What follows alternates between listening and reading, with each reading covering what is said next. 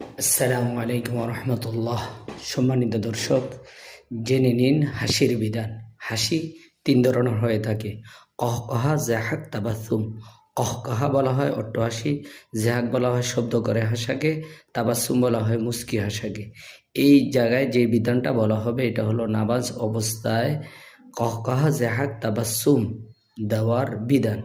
নামাজ অবস্থায় কেউ যদি কহকহা অট্টহাসি দেয় তাহলে তার অজুও নষ্ট হয়ে যাবে, তার নামাজও নষ্ট হয়ে যাবে।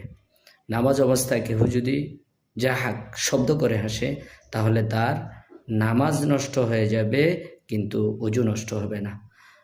নামাজ অবস্থায় কেউ যদি তাবাসসুম মুস্কি হাসি দেয় তাহলে তার নামাজও নষ্ট হবে না, অজুও নষ্ট হবে না। সাধারণত হুজুর সাল্লাল্লাহু আলাইহি সাল্লাম মুস্কি হাসতেন। আল্লাহ তাআলা বলেছেন, ফালিয়াদহাকু কলিলান ওয়ালিয়াবকু কাসীরা। তোমরা